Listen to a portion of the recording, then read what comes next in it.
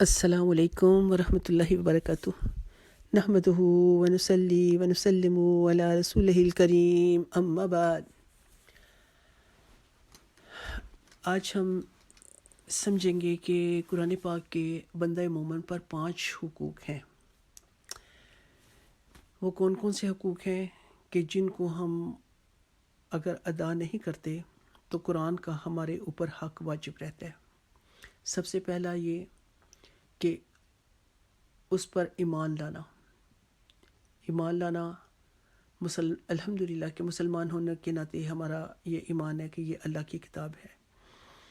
چونکہ مشرکین مکہ اس بات میں شک کرتے تھے کہ نبی پاک صلی اللہ علیہ وسلم کو کوئی شخص یہ کتاب کوئی غلام آپ کو سکھاتا ہے، کبھی کچھ الزام لگاتے، کبھی وہ کہتے ہیں یہ خود سے آپ کتاب لکھتے ہیں۔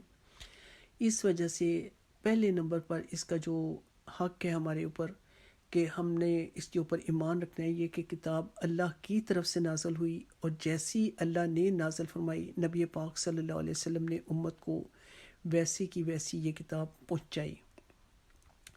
یہ ایک علیحدہ بات ہے کہ جس صورت یا جس آیت کو اللہ کریم نے جہاں پر رکھنے کا حکم فرمایا، کیونکہ قرآن پاک کی 2 ترتیبیں ہیں، ایک ترتیب نزولی ہے، ایک ترتیب رسولی ہے۔ ایک ترتیب وہ ہے جس سے قرآن نازل ہوا ہے، اور ایک ترتیب وہ ہے کہ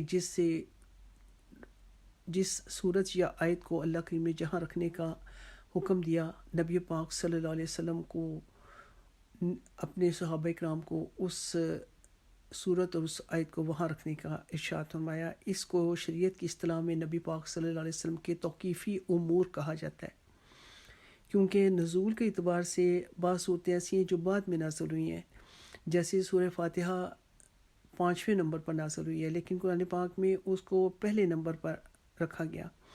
اسی طرح سورہ بقرہ جو ہے وہ مدنی دور کی صورت ہے، لیکن قرآن پاک میں اس کو سورۃ فاتحہ کے فوراً بعد رکھا گیا۔ تو نمبر کے ویسے اس کا جو نزول کے اعتبار سے نمبر تھا وہ تقریباً 87 نمبر آتا ہے۔ تو اسی طرح کچھ آیات بھی ایسی ہیں جو کہ بعد میں نازل ہوئیں لیکن ان کو پہلے رکھا گیا۔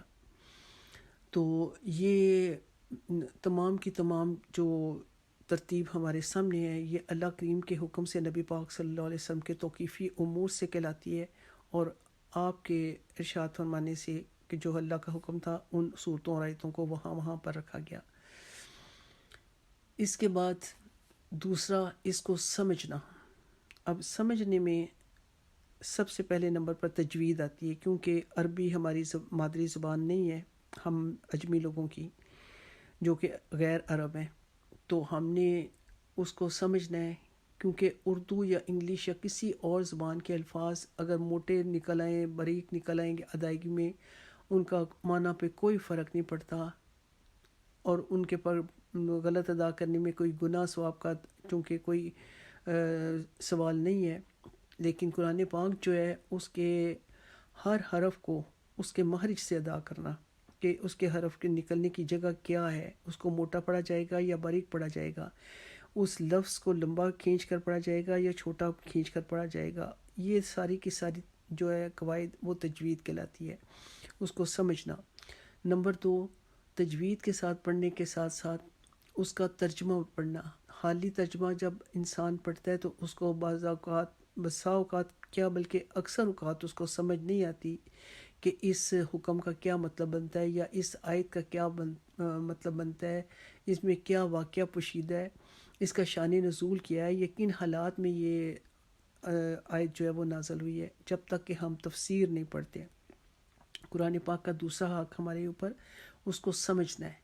اگر ہم نے اس کو تجوید کے ساتھ نہیں پڑھا یا ترجمہ تفسیر نہیں پڑھا، تب بھی ہم نے اس کا حق ادا نہیں کیا، کیونکہ یہ قرآن پاک کا ہمارے اوپر دوسرا حق ہے، اس کو سمجھنے کا۔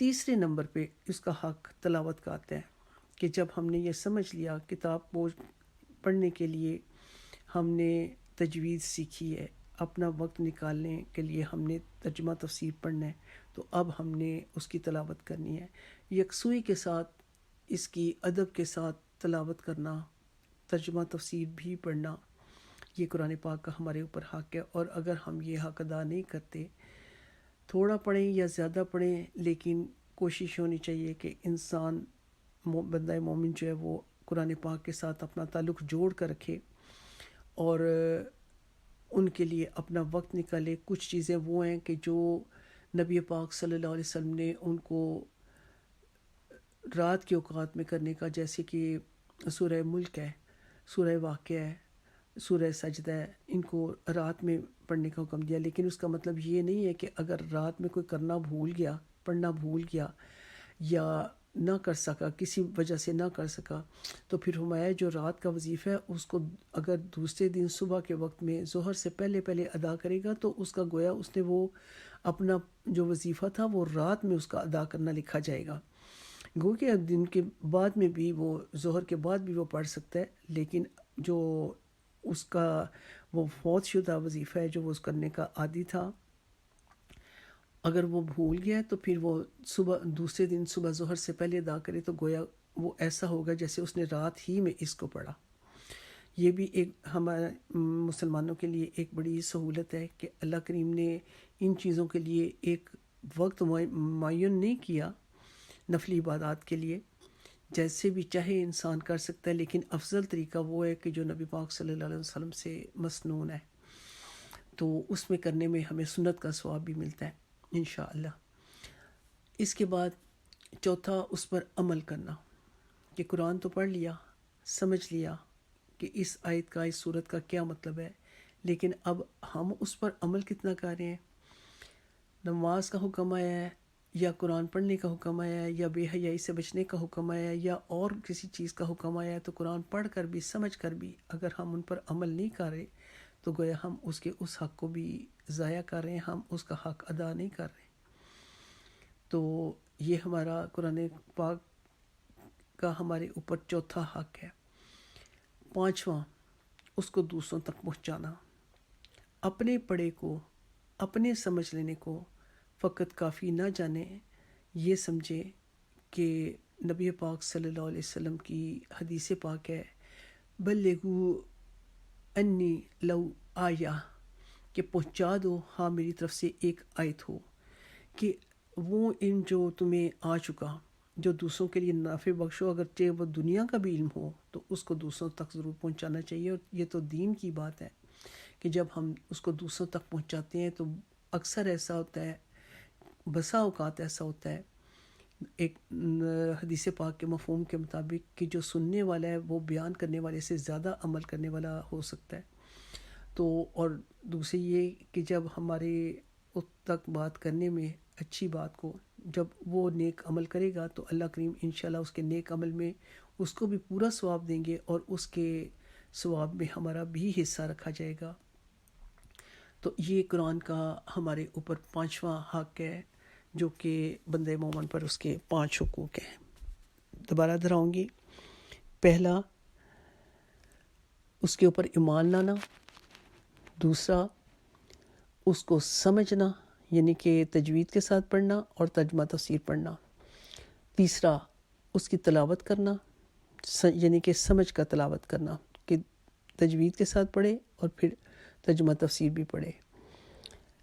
چوتھا، اس پر عمل کرنا، اور پانچواں، اس کو دوسروں تک پہنچانا۔